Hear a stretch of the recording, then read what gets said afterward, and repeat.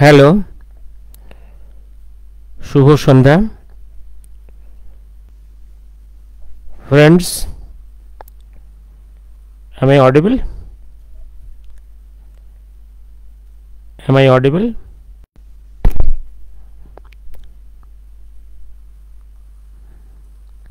Am I audible?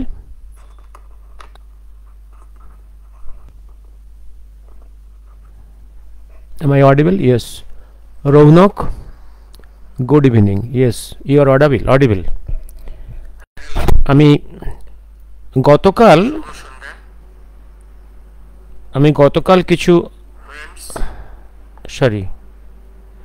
গতকাল কিছু কথা বলেছিলাম বাংলাদেশ মুক্তিযুদ্ধের দ্বিতীয় পর্যায়ে কিছু প্রাক কথন, আর যে প্রথম পর্যায় যেটা 1971 হয়েছিল তার সম্বন্ধে কিছু কথা। আমি গতকাল থেকে যে খবরটা বাংলাদেশ থেকে ডাইরেক্টলি পেয়েছি, আপনারা মিডিয়াতে, প্রিন্টেড মিডিয়া বা অডিওভিজুয়াল মিডিয়া যা পাচ্ছেন সেখান থেকে কিছু আপনারা তথ্য পাচ্ছেন। একটা জিনিস, চিন্ময় প্রভুর জন্য প্রায় 80 জন অ্যাডভোকেট চাটগাতে সাপোর্ট করতে দাঁড়িয়েছিল অ্যাডভোকেট এর কোর্টে। তাদের প্রত্যেকের চেম্বার ভাঙচুর হয়েছে, অনেকে আহত হয়েছেন। দুজন advocate, Hindu advocate, severely wounded. একজন মাথা ফাটিয়ে দেওয়া হয়েছে, তার ব্রেন ড্যামেজ হয়েছে। যা খবর পেয়েছি তার ব্রেন ডেথ হয়ে গেছে, হি জাস্ট অন ভেন্টিলেটর। এবং আপনারা জানুন যে ব্রেন ডেথ হয়ে গেলেও যদি প্রপারলি তাকে ভেন্টিলেটরে রাখা যায় এবং তার বডি ফ্লুইডসকে প্রপারলি মেনটেন করা যায়, the heart can go on beating for weeks and months. এবং সেই বাঁচাটা ঠিক বাঁচা নয়। আর ওখানে একজন মুসলিম অ্যাডভোকেটও আক্রান্ত হয়েছে, আর একজন মুসলিম অ্যাডভোকেট তো ওখানে খুনই হয়েছে। হ্যাঁ, এবং এটা ওরা নিজেরাই করিয়েছে, নিয়ে চিন্ময় প্রভুকে দোষ দিচ্ছে। আর আজ তো কোনো অ্যাডভোকেট পাওয়া যায়নি, 1 মাস পিছিয়ে গেছে। এটা গভর্নমেন্টেরই দায়িত্ব ছিল তাদের তরফ থেকে একটা অ্যাডভোকেট দেওয়া, কারণ যে কোনো রাষ্ট্রের কর্তব্য হচ্ছে to allow the court proceedings continue. দুর্ভাগ্য, their government is not elected and the all systems of a state are collapsing one by one. একটা জিনিস আমি নিশ্চিত করে বলতে চাই যে সেকেন্ড ফেজ অফ বাংলাদেশ মুক্তিযুদ্ধ শুরু হয়ে গেছে। এই যে একটা প্রশ্ন, is UN peacekeeping force an option, এইটা নিয়ে অনেক কথা আজকের বিভিন্ন প্রিন্টেড মিডিয়া, অডিও মিডিয়াতে হয়েছে। কিন্তু আমি তোমাদেরকে বলবো, আজকে সন্ধ্যের পরে ক্যালকাটা ডায়ালগের তরফ থেকে এক পড়াশোনা করা ভদ্রলোক একটা ভিডিও করেছে। এই যে মমতা ব্যানার্জির এই যে proposal, India peace keeping force to Bangladesh, এটা কিন্তু একটা ভয়ঙ্কর নোংরা প্রপোজাল। এটা হচ্ছে ভারতবর্ষের সরকারকে এটা একটা খুব বাজে ট্র্যাপে ফেলে দেওয়া এবং নিজেকে সেকুলার হিসেবে জাহির করার একটা কুপ্রচেষ্টা। আপনারা এই ডায়ালগটা ভালো করে দেখে নেবেন, যেহেতু উনি বলেছেন, খুব ভালোভাবে বলেছেন, ওটা আমি আর রিপিট করছি না। এটা মনে রাখবেন, মমতা ব্যানার্জি কিন্তু হিন্দুদের প্রতি শ্রদ্ধাবান নন। হিন্দুরা মার খাচ্ছে, তার জন্য ওনার প্রাণ কাঁদে না। কারণ গতকালই ওনার এই যে 13 বছরের রাজত্বে এর ভুরি ভুরি প্রমাণ আছে। যদি এখনো তোমরা কেউ কনফিউজ থাকো যে মমতা ব্যানার্জির হিন্দুদের প্রতি কোনো শ্রদ্ধা ভালোবাসা সম্বন্ধে, তা আমি বলবো এটা তোমাদের খুব বড় ভুল। তার ঠিক যেভাবে মোহনদাস করমচাঁদ গান্ধী রাজনৈতিক ক্ষমতায় এসেছিলেন, মনে রেখো, খিলাফত মুভমেন্ট, একদম ইসলামিক এক্সট্রিমিস্ট ফোর্সের কাঁধে চেপে তিনি ভারতবর্ষের রাজনীতিতে প্রবেশ করেছিলেন। ঠিক, আমি আবার বলছি পরিষ্কার করে, তারও পরে কি নেহেরু, ইন্দিরা, সমস্ত অল সিকুমাকু কঙ্গুজদের ক্ষমতায় থাকার বা ক্ষমতায় আসার একটা বড় জায়গা হচ্ছে ইসলামিক ফান্ডামেন্টালিস্ট ফোর্স, এবং ওদের ফান্ডিংও হয়। আমি বহুবার বলেছি, পৃথিবীতে প্রায় 50টা মুসলিম কান্ট্রি আছে, ডিক্লেয়ার্ড মুসলিম কান্ট্রি। এদের মধ্যে বেশ কয়েকটা যথেষ্ট ধনী। এদের এই ইসলাম, এদের কাছ থেকে ফান্ডিং আসে।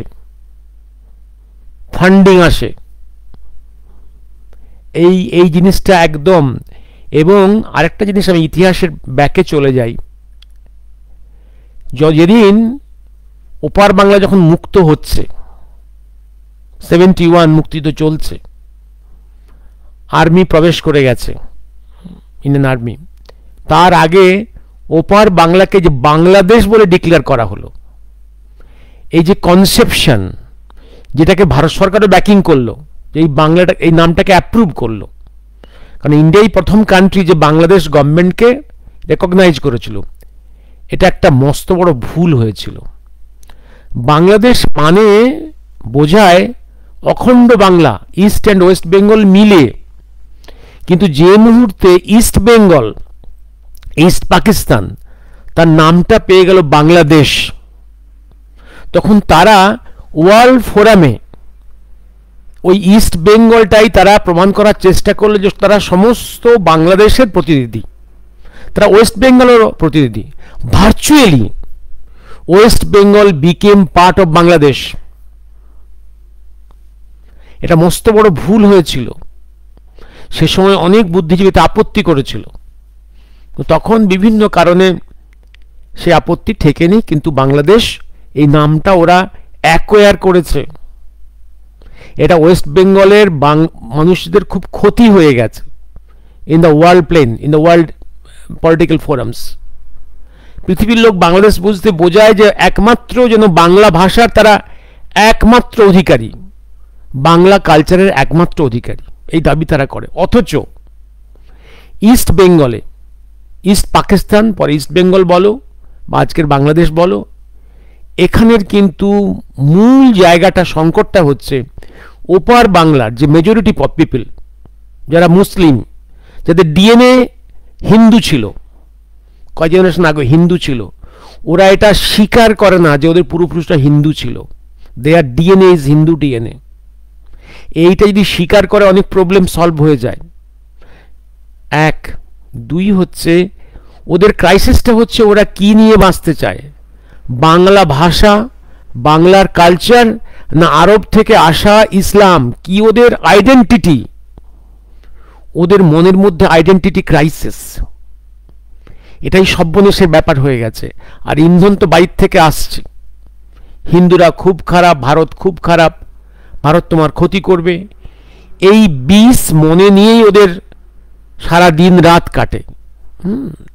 এই এই এই বিষ, এই যে পয়জনাস চিন্তা ভাবনা নিয়েই আজকের ওপার বাংলার মানুষের বাঁচা।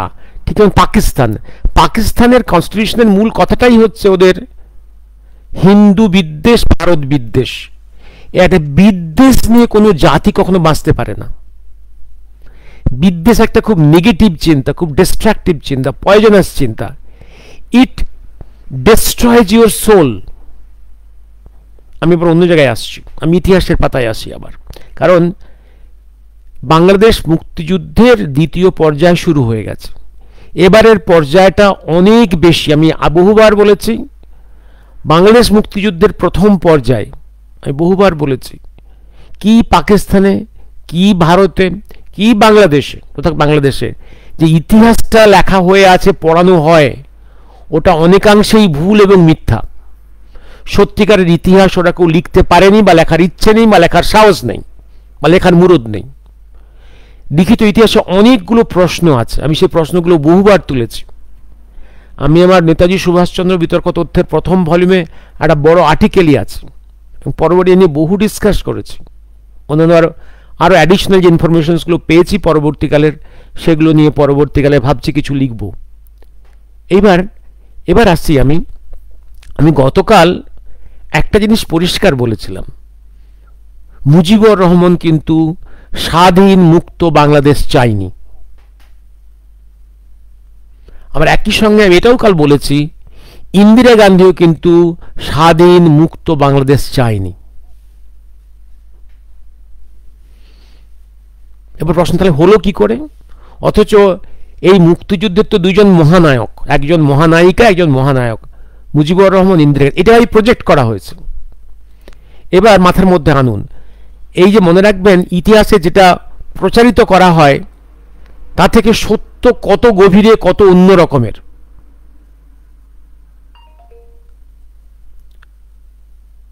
Witty portrait of hidden truth, একটা জিনিস মনে রাখুন, আমি আগেও আলোচনা করেছি, পরেও করেছি। দেখুন মুজিবুর রহমানের ক্ষমতা, এবং এক একটা জিনিস দেখুন, মুজিবুর রহমান, আমি আজকে ছোট করে করে বলে চলে যাচ্ছি, ইন্দিরা গান্ধীটা পরে আসছি। মুজিবুর রহমান পাকিস্তান জেলে বন্দী ছিল। যুদ্ধের শেষে তিনি কিন্তু ডাইরেক্টলি পাকিস্তান থেকে ভারত হয়ে বাংলাদেশ আসেনি, ভারতেই আসেননি, উনি পাকিস্তান থেকে চলে গেলেন উনি লন্ডনে। অথচ ইংল্যান্ড তখন বাংলাদেশ সরকারকে স্বীকৃতি দেয়নি, অথচ ওনার যেতে কিন্তু আপত্তি হলো না। এবং তখন ইন্দিরা গান্ধী বলেছিল যে আমি প্লেন পাঠাচ্ছি, কারণ তখন অলরেডি বাংলাদেশ সরকারকে ভারত সরকার বহুভাবেই করে দিয়েছে। Indira Gandhi, I am sending you plane to London, and Mujib জিদ ধরলে উনি লন্ডনের প্লেনে, ইউকের প্লেনে ঢাকা আসবেন। ইন্দিরা গান্ধী বললেন যে ইউকে তোমাকে রেকগনাইজ করে না অফিসিয়ালি, ডিপ্লোম্যাটিক্যালি, তার প্লেন তুমি ব্যবহার করাটা উচিত হবে না। But Mujib insisted to use the plane of UK. রহস্য দেখুন কি, ইংল্যান্ড প্রীতি। ইংল্যান্ড ওই যে ভারত ভাগ করেছিল, পাকিস্তানের ওই জন্য ইংল্যান্ড প্রীতি, মুজিবের ইংল্যান্ড প্রীতি। এবং ইউকের প্লেনে তিনি ঢাকাতে এলেন। তারপরে অনেক কাহিনী, যে প্রভিশনাল গভর্নমেন্ট অফ বাংলাদেশের প্রধান ছিলেন তাজউদ্দিন আহমেদ, নামটা মনে আছে? আমি কালকে একটু বলেছিলাম। আস্তে আস্তে তার ক্ষমতা খর্ব করা হলো। 75-এর মধ্যে তিনি পার্টি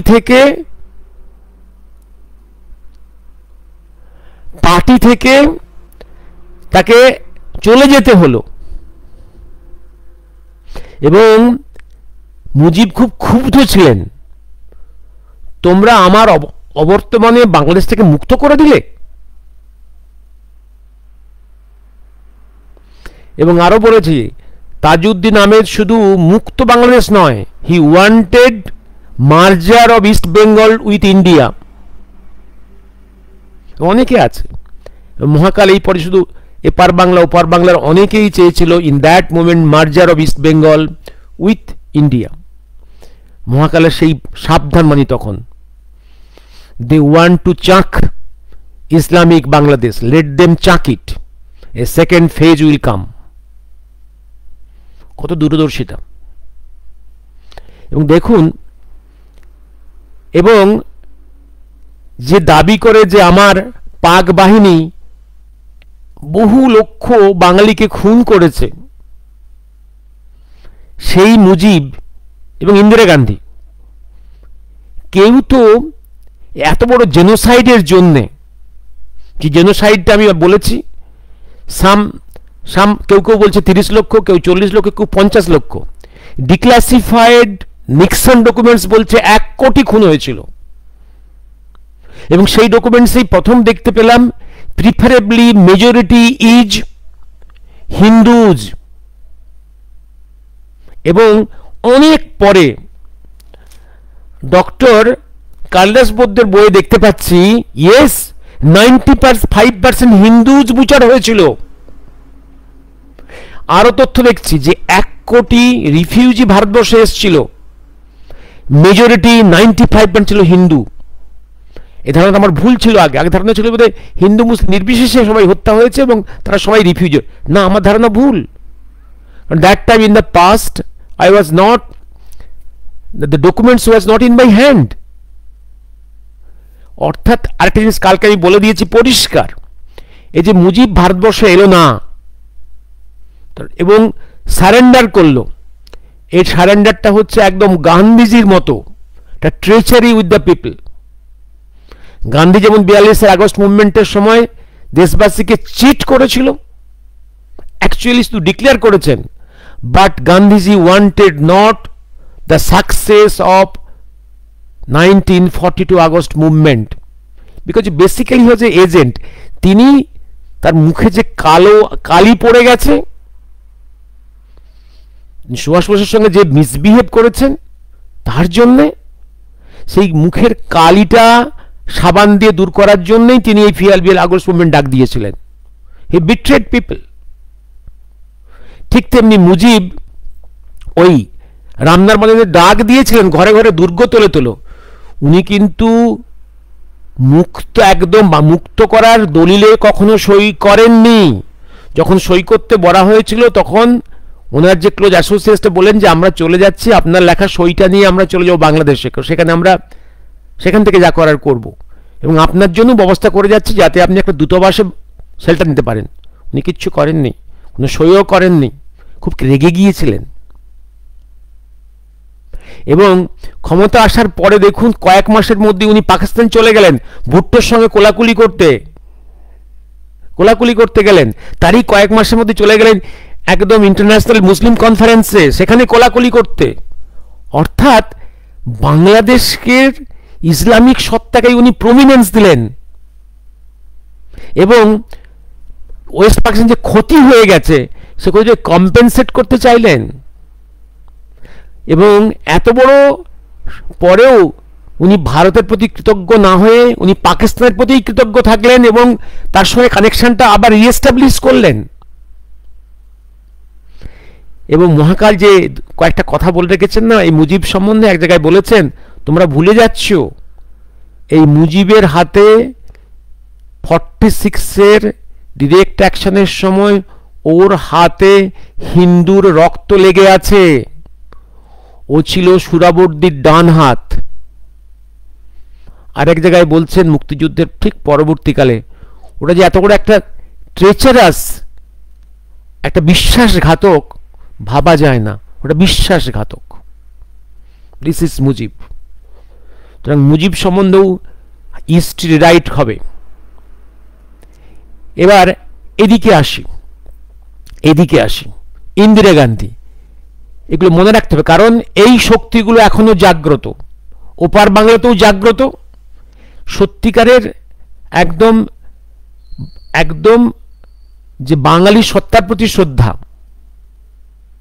এই যে বাংলার কালচার হিন্দু মুসলিম নির্বিশেষে যে এই যে সবকিছু সমন্বয়ী কালচারের প্রতি এই যে শ্রদ্ধা, যেটা দেখানো মুজিবের লোকেরা দেখায়, এটা ভণ্ডামি। মুজিবের চরিত্রে কোনো বেসিক পরিবর্তন হয়নি।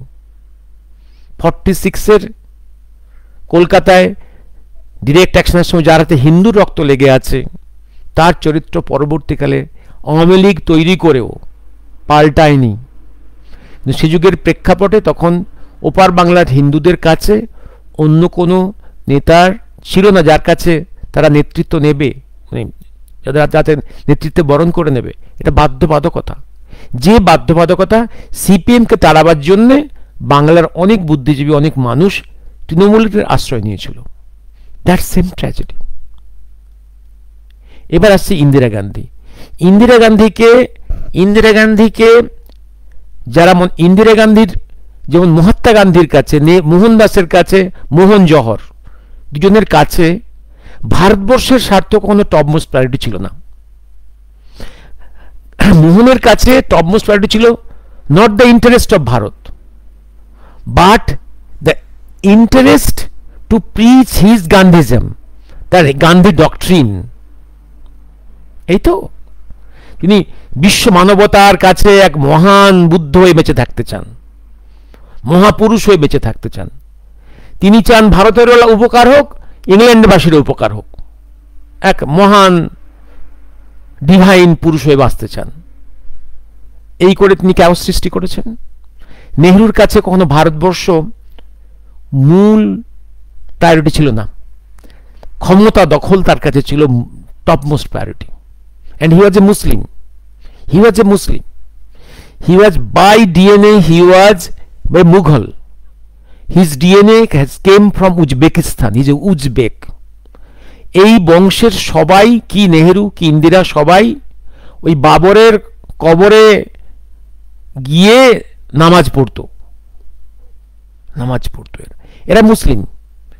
এরা একদম ভারতের ক্ষমতা হস্তান্তরের সময় কাশ্মীর গেল এক মুসলিমের কাছে, আবদুল্লাহ। ডিভাইডেড ইন্ডিয়া গেল এক মুসলিমের কাছে, তার নাম নেহেরু। আর ওদিকে পাকিস্তান গেল জিন্নার কাছে। দি British took power from Muslims and while transferring power, again the power was transferred to 3 Muslims.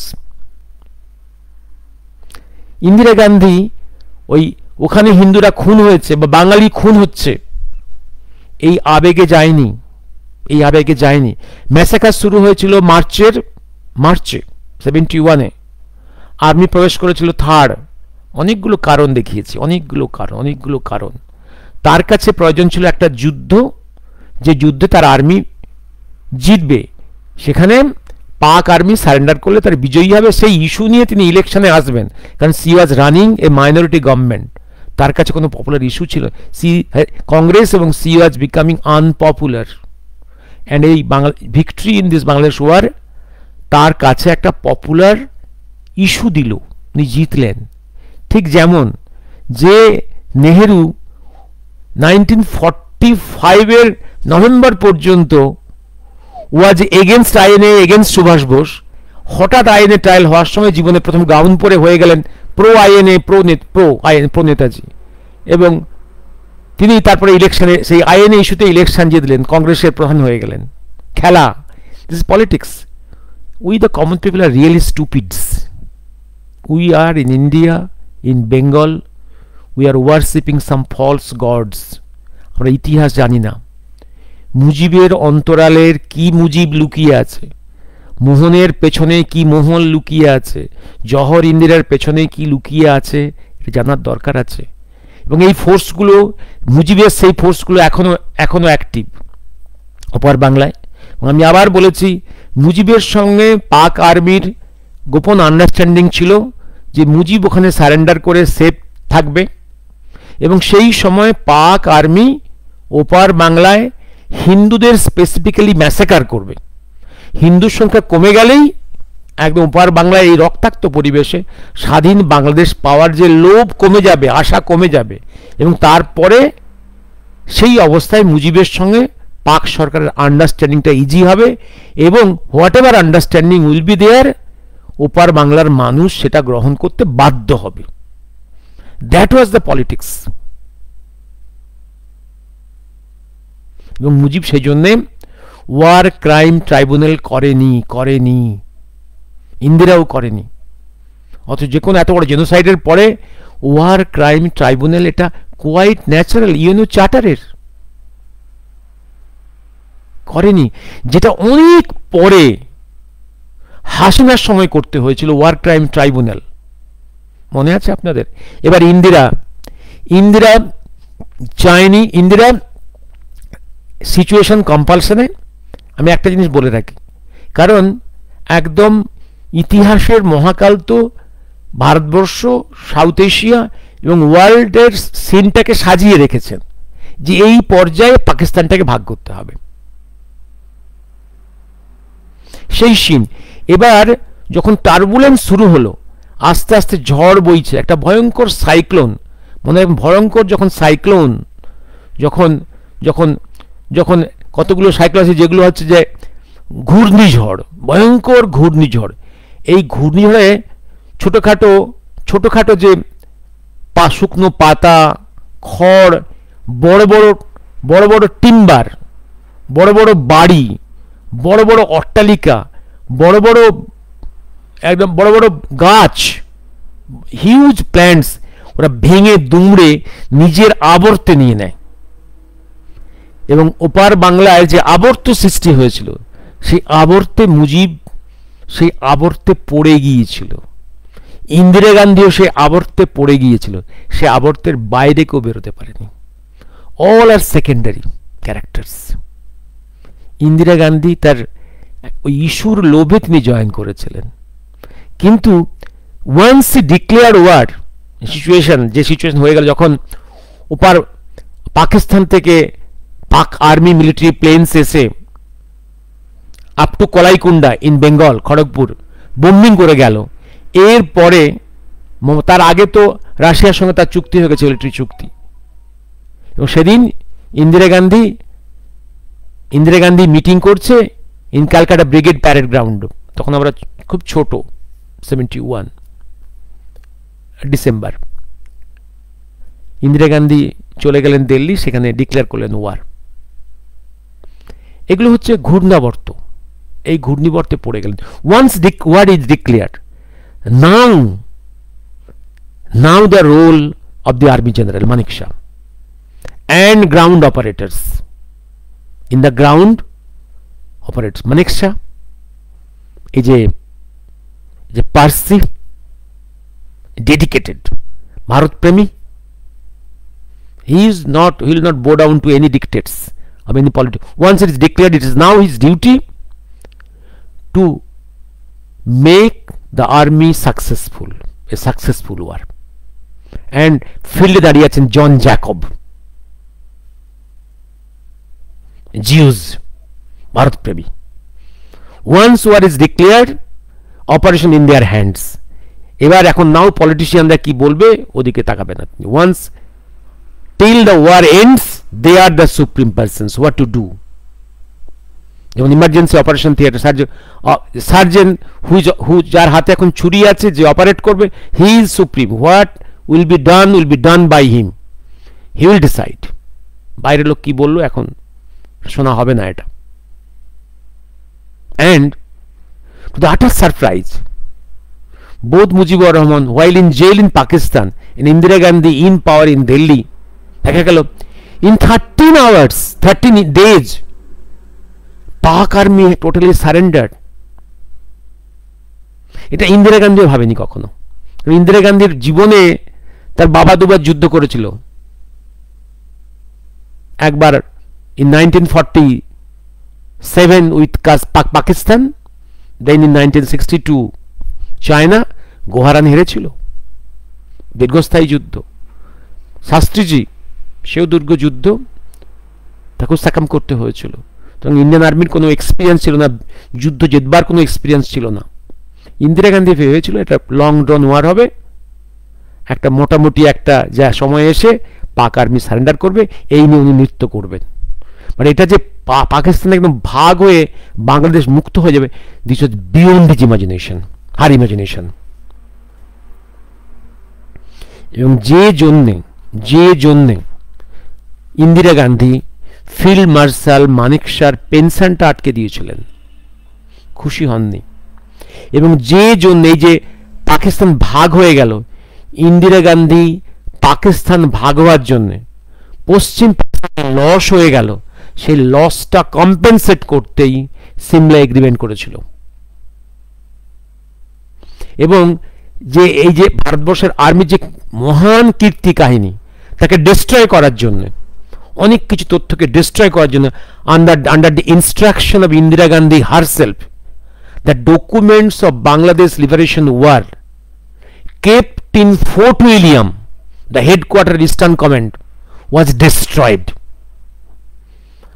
That is written by the war historians of India, war historians যারা এক সময় বড় হাই অফিসার ছিল, যারা আপনার রিটায়ারমেন্ট বিকাম দ্য ওয়ার হিস্টোরিয়ান্স, তাদের writings থেকে বলছি, যেগুলো কোট করেছি আমি আমার ফার্স্ট ভলিউম নেতাজি সুভাষচন্দ্র বিতর্ক তত্ত্বে, দেয়ার রাইটিংস।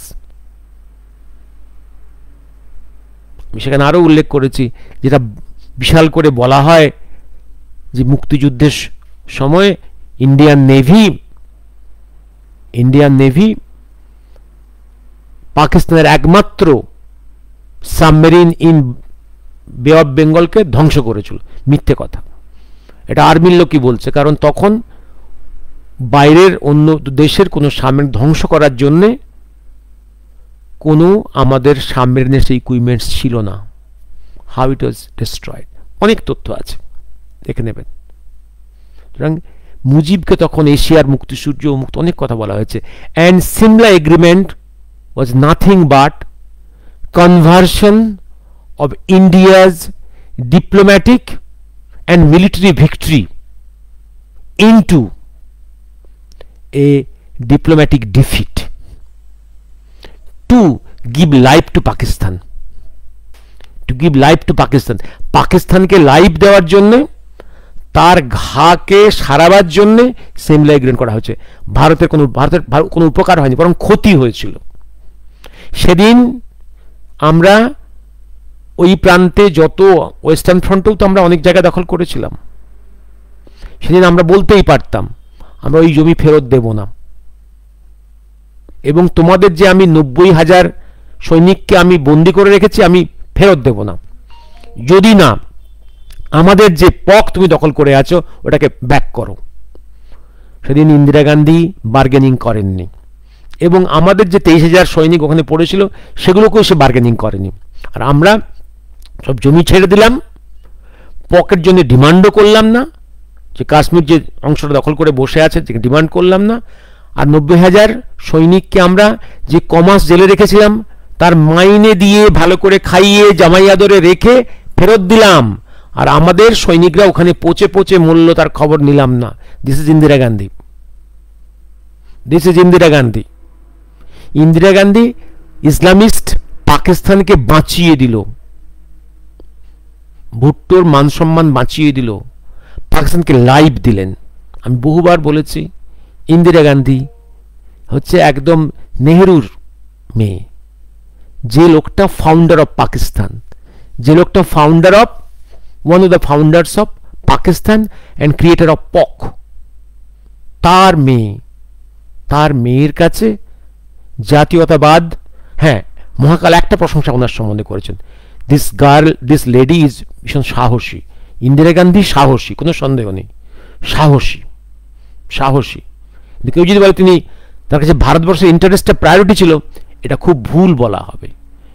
হিন্দুদের প্রতি কোনো তার শ্রদ্ধা ছিল, খুব ভুল বলা হবে। মনে রাখতে হবে এই ওয়াক অফ প্রপার্টি উমুক তুমুক, যে ওয়াক অফ প্রপার্টির ইসলামে কোরআনে কোথাও কোনো স্থান নেই, একমাত্র ভারতবর্ষ, কোনো মুসলিম কান্ট্রিতে ওয়াক অফ প্রপার্টি নেই।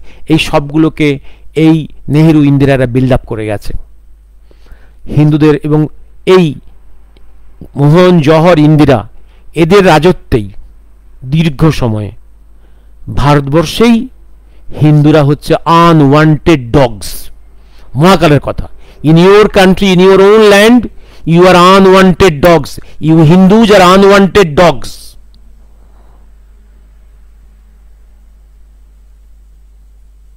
সুতরাং আবার এই যে সিকুমাকু কঙ্গু, দে হ্যাভ ইনহেরিটেড একদম এই মোহন জওহর ইন্দিরার কার্যকলাপ, এবং মমতা ব্যানার্জি সবাই হচ্ছে এই পথের পথিক।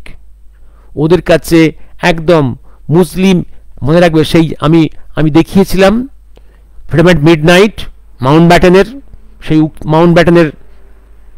মাউন্টব্যাটেন ফ্রিডম অ্যাট মিডনাইট বইয়ে লাইন দেখিয়েছিলাম, যেদিন Mountbatten meeting Churchill before coming to India, the viceroy, চার্চিলের সেই অ্যাডভাইস মনে রেখো, তুমি ভারতবর্ষে যাচ্ছ কিন্তু একটা অ্যাডভাইস মনে রেখো, you go there, you can do whatever you like, but keep in mind, never dare to touch hair of a single মুসলিম।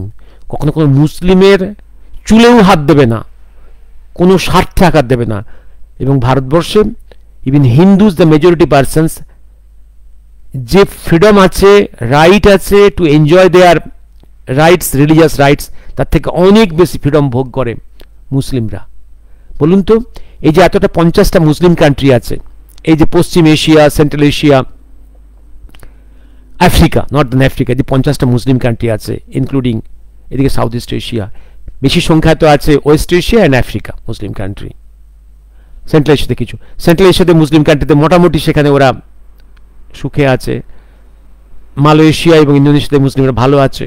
কিন্তু ওয়েস্ট এশিয়া এবং আফ্রিকাতে সেখানে মুসলিমরা যে রাইটস নিয়ে, যে হিউম্যান রাইটস নিয়ে বাঁচে, তার থেকে অনেক ভালো আছে মুসলিমস ইন ইন্ডিয়া। মুসলিমরা সব থেকে ভালো আছে এই ইন্ডিয়াতে, উইথ এক্সট্রা রাইটস।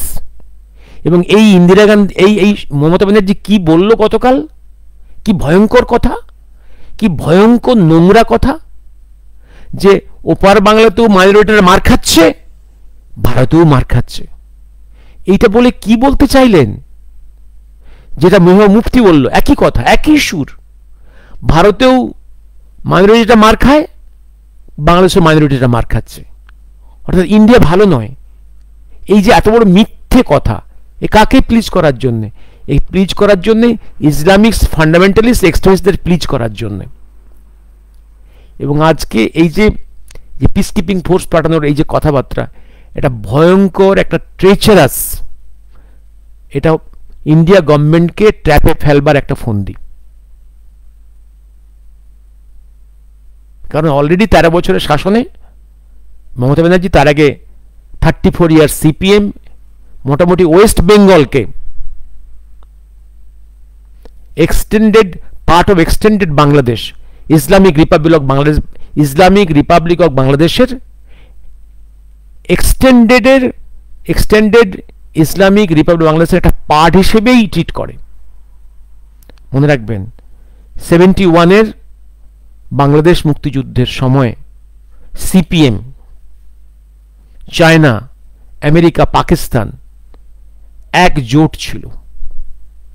এবং সেদিন ওই মুক্তিযুদ্ধ ইন্ডিয়ান আর্মি যে ভিক্টরি, এই ভিক্টরি চীনের এবং আমেরিকার, পাকিস্তানের নাক ঘষে দিয়েছিল। বদলা নেওয়ার জন্য একটা চক্রান্ত হয়েছিল যে ভারতবর্ষকে দখল করা যাবে না, ডিফিট করা যাবে না by wars, by weapons, okay by infiltration, by demographic changes একে আস্তে আস্তে দখল করতে হবে।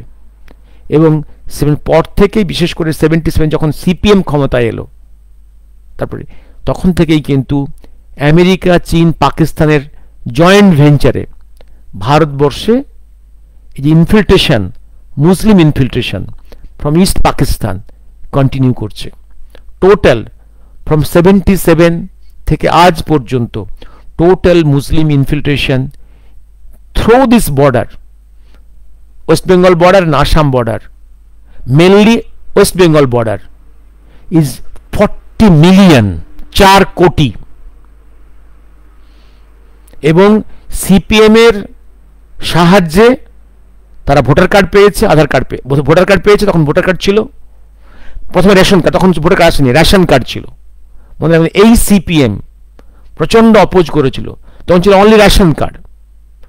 এই সিপিএম প্রচন্ড অপোজ, যখন সেশন বলেছিল যে রেশন কার্ড কোনোভাবেই একটা ব্যক্তির আইডেন্টিটি হতে পারে না to get the right to vote, voter card করতেই হবে to filter out the infiltrators, unwanted persons.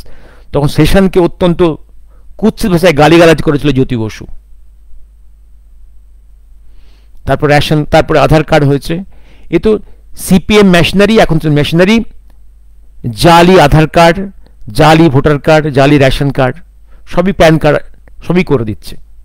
কারণ আলটিমেটলি যদিও বলতে পারেন আধার কার্ড, প্যান কার্ড এগুলো সবই হচ্ছে কেন্দ্রীয় সরকারের, এগুলো করার দেখার কথা, বর্ডার দেখার কথা, কিন্তু central government has to depend on the machinery of the state government.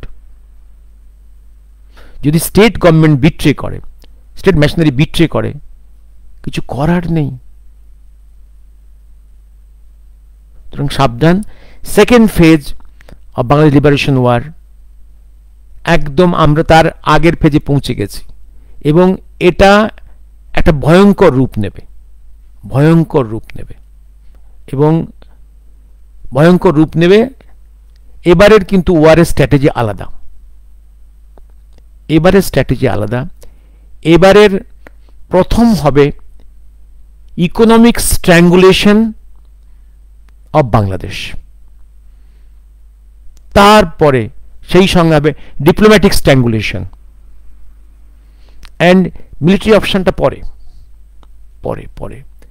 আর আমি বলে রাখি, একটা পজিটিভ দিক হচ্ছে সে সময়, কারণ আর্মি যখন অপারেশন করেছিল ওপার বাংলায়, তখন base was Assam, Tripura and West Bengal. তখন দিস বেস কোনো পলিটিক্যাল পার্টি রুল করেনি, সুতরাং এখানে আর্মিকে বেশ করানো অনেক সুবিধে ছিল। এখন সেটা নয়, কিন্তু এখন কিন্তু এমন একটা গভর্নমেন্ট যেখানে আর্মি বেস যা কিছু হবে, তার মুভমেন্টস, তার informations, all will be communicated to enemies, because anti-national force is politically ruling West Bengal. একটা নেগেটিভ সাইড। একটা পজিটিভ সাইড হচ্ছে তখন মুসলিম ওয়ার্ল্ড এক কাট্টা ছিল বিহাইন্ড পাকিস্তান। এখন Muslim country, Muslim world is divided. Muslim ওয়ার্ল্ডের যে religious capital Saudi Arab, Mecca Medina, will not support Bangladesh, and it's a funding, terrorist funding from Mecca Medina, Saudi Arab, UAE অনেক কমে গেছে। সুতরাং এই একটা জিনিস। সুতরাং সুবিধা অসুবিধা আছে। মিলিটারি অপারেশন বললেই হবে না, কারণ আর্মিকে বেশ করতে হবে। ত্রিপুরা পজিটিভ হচ্ছে, Tripura under BJP now, nationalist force. Assam a nationalist force, Bihar, Odisha, BJP force, nationalist force, but West Bengal, major part West Bengal, which is being run by a anti-national force, a pro-Islamic force. Bhaswar আমি বহুবার বলেছিলাম, 71 যুদ্ধের শেষে ওপার বাংলায় বিভিন্ন ক্যাম্পে 7.5 লাখ বিহারি উর্দুভাষী মুসলিম ছিল। তারা গেল কোথায়? ওদেরকে তো বাংলাদেশ নিতে চায়নি, কারণ ওরা ছিল রাজাকার বাহিনী। রোহিঙ্গারা রাজাকার বাহিনী, ওরা ছিল যুদ্ধের সময়ও পাকিস্তানের আর্মির পক্ষে। ওদেরকে মুজিব, আওয়ামী লীগ, বাংলাদেশের লোকেরা চায়নি, ওদেরকে থেকে তাড়াতে চেয়েছিল, পাকিস্তান ওদের নেয়নি। আরবল্যান্ড মাত্র 7,000-এর মতো লোককে নিয়েছিল, বাকি লোকগুলো গেল কোথায়? সেই সব ঢুকেছে থ্রু ওয়েস্ট বেঙ্গল। অনেকেই সেই উর্দুভাষী বিহারি মুসলিমরা এখন অনেক নেতা হয়ে বসে আছে। রোহিঙ্গারা, এই তো আজকের খবর, সল্টলেকে শাহ নিউক্লিয়ার ফিজিক্সের মতো একটা সেন্সিটিভ ইনস্টিটিউট, এটা অল ইন্ডিয়া ইনস্টিটিউট, যেখানে অ্যাটমিক গবেষণাগুলো হয়, অ্যাটমিক, দ্যাট ইজ, তার চারধারে বসে আছে রোহিঙ্গারা, ভেরি সেন্সিটিভ। সুতরাং এই যে অনেকে লাফাচ্ছে, why not Modi is sending army to Bangladesh, be careful, wait, just wait, just wait. কালকে বলেছি, সিনটা একটু পাল্টাতে দাও। 22 জানুয়ারি ট্রাম্পকে আসতে দাও হোয়াইট হাউসে, ইসরায়েল একটু সামলে নিক, ক্রেমলিন ওয়ারটা যুদ্ধ শেষ হয়ে আসুক, জানুয়ারি পাশেই 22-এর পরে যুদ্ধ শেষের দিকে এগিয়ে যাবে।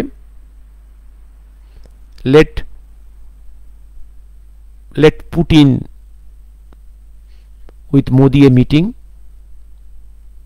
indirectly or directly, then see what will happen.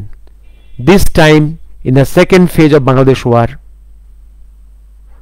there is every chance, every good prospect, যেটা বহুদিন থেকে বলছি, a reorientation of new geography in South Asia. সেই সঙ্গে পশ্চিম পাকিস্তানের জিওগ্রাফি চেঞ্জ হবে মোস্ট লাইকলি। একদম অঙ্কের ছকে 2-2-4 বলা যায় না, কারণ এই সিচুয়েশনগুলো সব নির্ভর করে on the world situations and situations inside, কীভাবে কোন ফোর্সটা কীভাবে খেলছে। মনে রাখতে হবে ভারতের শত্রু যেমন বাইরেও আছে, ভারতের শত্রু ভেতরেও আছে। Rather the enemies inside are more dangerous. শুভরাত্রি। Arnab Chakraborty, so called Indian seculars always try to project India, Bangladesh and Pakistan in equal category in minority persecution. ওদেরকে জিজ্ঞাসা করবেন, ওদেরকে একটাই প্রশ্ন করবেন, বাবা পশ্চিম টাইম অফ পার্টিশন কত মাইনরিটি ছিল? হিন্দু, খ্রিস্টিয়ান, বুদ্ধিস্ট কত ছিল? হোয়াট ইজ দ্য পার্সেন্টেজ নাও? কত? ওপার বাংলাদেশে তখন কত হিন্দু, বুদ্ধিস্ট, খ্রিস্টিয়ান ছিল? এখন হিন্দু কত? আর পার্টিশনের সময় এই ট্রাঙ্কেটেড ইন্ডিয়া, ডিভাইডেড ইন্ডিয়াতে কত ছিল মুসলিম, এখন কত মুসলিম, পার্সেন্টেজ ওয়াইজ কত? জবাবটা চেয়ে নেবেন, দেখবেন পালিয়ে যাবে। হ্যাঁ, যেটা ইন্ডিয়াতে ছিল 9%, এখন সেটা 25%। আর পাকিস্তানে যেটা ছিল নিয়ার 30%, এখন 1% হিন্দু নেই। বাংলাদেশে যেটা ছিল 40%, এখন কমতে কমতে সেটা হয়েছে জাস্ট 6%। অর্ণব জয়ন্ত, জয় হিন্দ।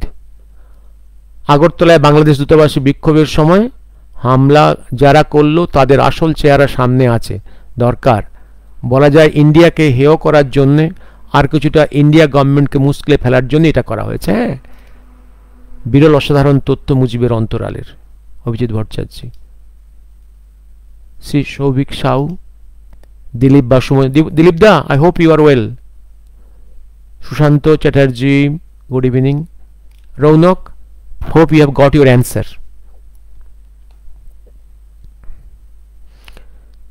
শুভরাত্রি, শুভরাত্রি।